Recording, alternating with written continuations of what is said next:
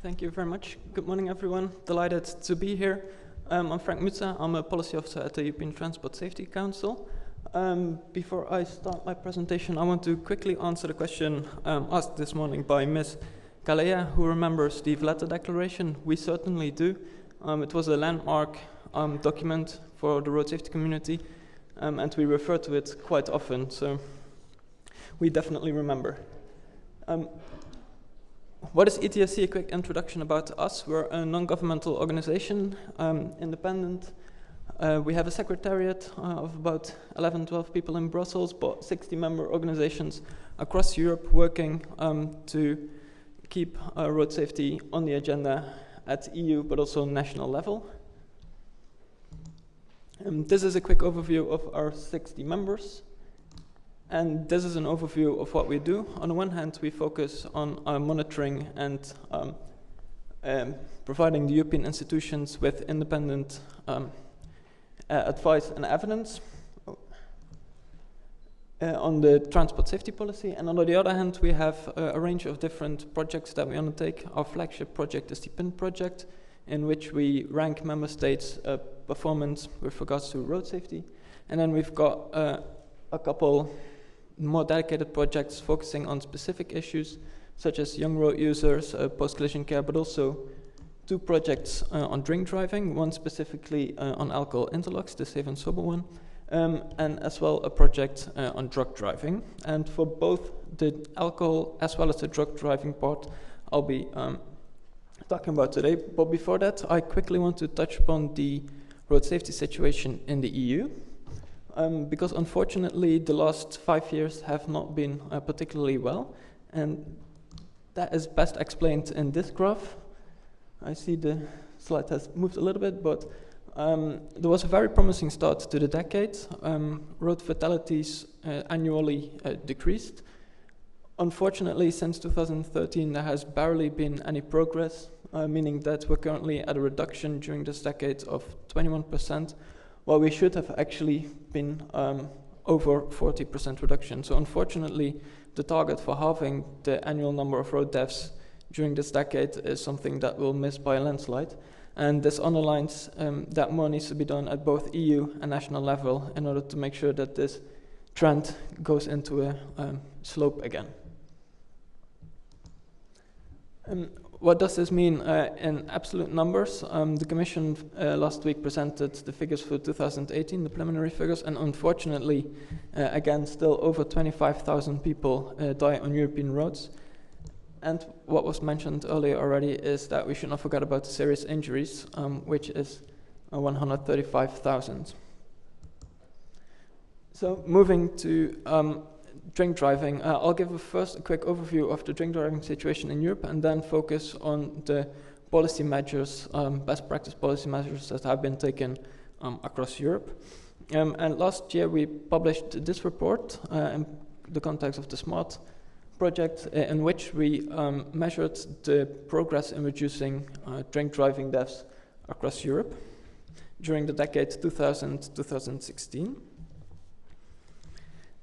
And when we look at EU level, we can see that the reduction in drink driving related deaths has decreased faster than road deaths from other causes. Drink driving related deaths decreased by 47%, while the other causes reduced by 40%. It decreased death by from 5,000 drink driving related deaths in Europe in 2006 to 2,600 in 2016. What we usually do in a PRINT project is we rank member states based on the amount of deaths per million population of the country in order to have a balanced ranking system. Unfortunately for drink driving this is not the case, and I'll be coming back to this over the next few slides because countries have a different way of defining, measuring and practical measuring of drink driving deaths. So what we did instead was look at the reduction of drink driving in the countries based on their own methodology. And as you can see, in some countries, the green ones on the left there, drink driving deaths reduced more than the other causes of road deaths. And on the other hand, on the right side, basically the improvement of road safety was hampered by a lack of progress in drink driving deaths. And this was notably the case in Slovakia. So as I mentioned, it's difficult to compare the countries because of the different definitions, and this is an overview of all the definitions used in Europe. Only 7 European states use the recommended safety net recommendation, and a further 5 states use it, but in practice there are some practical issues. For example, in Germany and Hungary, drivers killed on the spot after a collision may not be tested for alcohol. The other states have their own definitions, and these definitions lead to underreporting, which is a point I'll return to in my next slide. And therefore, unfortunately, we didn't have a definition for Malta, so I'm not sure whether there is one or we just weren't provided with one, but if you don't have one, then our recommendation is to adopt the safety net recommended definition of drink driving death or serious injury, which is any death or serious injury occurring as a result of a road accident in which any active participant was found with a blood alcohol level above the legal limit. And this therefore also includes other road users, not just the person who had the blood alcohol level above the legal limit. Our recommendation is also to introduce obligatory testing for alcohol of all active road users in any collision resulting in road deaths or serious injuries, because this relates to my next point, which is the problem of underreporting when it comes to drink driving. Official data says that 13% of road collisions in the EU are caused of have alcohol involved. The European Commission actually estimates that 25% of all road deaths are due to collisions involving alcohol. And this is for multiple reasons. On the one hand, some countries base their sources only on the police records and do not compare these with hospital records. Other ones is that, as I mentioned, in Germany and Hungary, it's not legal to check a deceased person on their alcohol level. Killed on the spot drivers may also not be tested in all countries, for example in the Netherlands. And in not all countries, all road users involved in a collision are counted towards the fatality figures for drink driving. So if we take the Commission's estimate of 25%, then in 2017, over 6,000 fatalities in the EU were due to drink driving. And if, by calculation of Mr. Alsop, 80% of these could have been prevented if all drivers were driving sober, then over 5,000 fatalities could have been prevented 2 years ago. The report also mentions several measures to tackle drink driving, of which I want to highlight a few.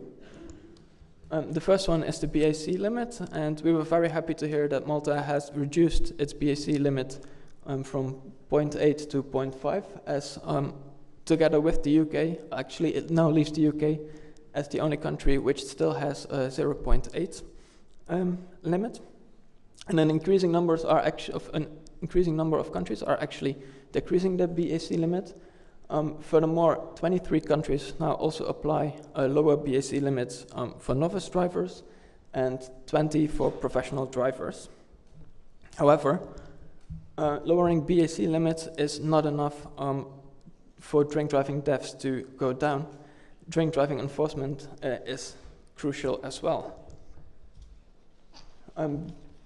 This is because consistent and visible police enforcement has shown to be a powerful deterrent to drink driving. Random breath testing is allowed in every PIN country across Europe, except for Germany, the United Kingdom, and Malta. There are some troubles currently with regards to the random breath testing, because the use of social media and smartphones make it easier for the population to receive information. That is, for example, why Belgium now has moved to an increased use of small and flexible units that on one evening can go to different spots, so that when people receive the information on where a drink driving test is being conducted, they can move on to the other. And in France, the whole information sharing is actually banned with regards to both drink driving checks as well as for speed cameras. The effectiveness of random breath testing furthermore increases when specific places and times are targeted. For example, think about nightclubs during the weekend at night. And when publicity accompanies the enforcement campaign. And furthermore, research has shown that increased enforcement contributes to a decrease in drink driving deaths and injuries. And as you can see, this is not new news. This already stems from research from the early 2000s. So talking about enforcement, how does it look across Europe? Some countries have a very high amount of roadside checks, notably Estonia and Poland. And Estonia in this case is a very good example, because in 2006 they had 61 fatalities due to drink driving, and in 2016 this was only 7.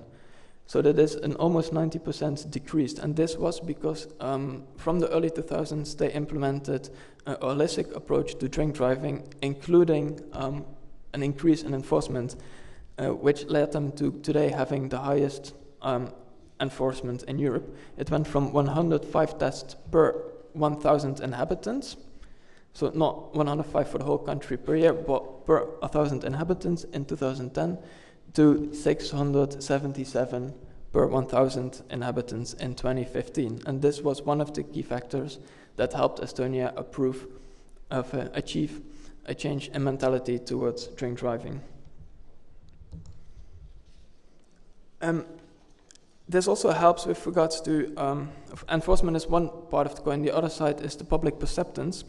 And unfortunately in the EU, this is very low. Only 18% of the population thinks that he or she could be up for a breath test during any given trip.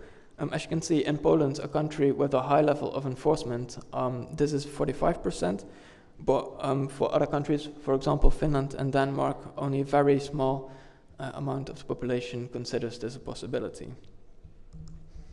The report, I've brought a few copies, but you can also find it online. It goes into further measures that can be taken to tackle drink driving in the EU, sanctions, rehabilitation programs coupled with the use of alcohol interlocks, as well as education and awareness raising campaigns. I want to quickly touch upon drug driving as well, because as part of the Safe and Sober and Smart projects, we hold events throughout Europe focusing on drink driving. But what we increasingly hear is that drug driving is actually a growing problem. And in the Nordic countries, for example, it's currently on par with drink driving. So thanks to generous support by Securitech, we've actually since 2 or 3 years now been able to run a project on drug driving to bring to the attention of the policymakers that this is also a field that needs to be looked at. And when I'm talking about drugs, I don't mean just the illicit drugs such as weed and ecstasy, but also the illicit drugs, the medication. And because both can have a negative effect on the driving capabilities of a person, both from cognitive behavior as well as psychomotor functioning. And unfortunately, drug driving is not as well understood as drink driving. This is because on the one hand, it's a wide variety of substances, both the illicit ones and the licit ones. It's the established ones, such as, for example, weed and ecstasy, but also the emerging ones, such as the synthetic drugs. So our knowledge is growing, but still limited, and therefore more research and knowledge is needed with regards to drug driving and how to prevent it. So how many people are using drugs EU-wide? Well, 25% of the adult population have said they have tried illicit drugs at one point in their lives. When we look at the driving population, illicit drugs are found in roughly 2% of the people driving on the road, and the ones driving with illicit drugs are 1.36%. However, the self-reporting figures are much higher. 11% have said that they had driven during the last 12 months after having taken illicit drugs, and even 22% have admitted to have driven after taking medication that came with a driving warning label. So what factors affects this? Here again there is a distinction between illicit drugs, which are taken mainly by young males during the weekends, and on the other hand the medication benzodiazepines for daytime driving by elderly females and males as well. So even though the driving population with drugs is quite small, 2%, there is a much higher percentage in the fatality figures. As you can see on the top, alcohol remains a big problem, but drug driving, again, is a big problem as well. Not so much the single-use substances, although medication is here more common than the illicit drugs, but especially the combination use, using drugs or medication in combination with alcohol and using multiple substances at the same time, which has the effect on risk the same as a blood alcohol level of 1.2, so that's quite high. So what are certain countermeasures that can be taken? And I focus in this regard predominantly on legislation and enforcement. On the one hand are the legal limits, the per se limits. This is similar to the BAC limits for alcohol. Then there are zero tolerance laws, which set the limit at the level of detection or just slightly above to account for incidental exposure, and impairment legislation whereby per case it must be proven that the skills of the driver were affected. And actually a number of countries in Europe use multiple combinations of these laws. For example, the UK applies them all. They have in general the impairment legislation. On top of that, they have per se laws for certain medication and zero tolerance laws for illicit drugs. Penalties are also part of the measures that can be taken. Withdrawal of the license, fines, and imprisonment are common throughout Europe. For example, in the UK, there is an unlimited fine, up to 6 months imprisonment, and a minimum 1-year driving ban. Again, the same with alcohol.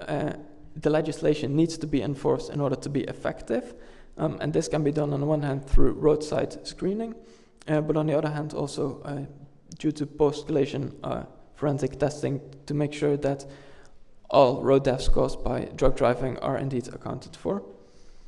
And finally, accurately reliable testing equipment is widespreadly available for both roadside screening as well as for lab and confirmation tests. And these currently already allow for different levels of limits to be set. So our recommendations for drug driving legislation and enforcement is that a zero tolerance for illicit psychoactive drugs should be introduced. Also, when in general drugs legislation is decided upon, consider the potential ramifications of that legislation on drug driving. Also increased enforcement levels and penalties for driving under the influence of psychoactive drugs, and make sure that the police forces are properly trained in order to know how and when to perform the drug screening. I also have a couple of copies of that report with me, but you can find it freely available just as the alcohol report on the website. Thank you very much.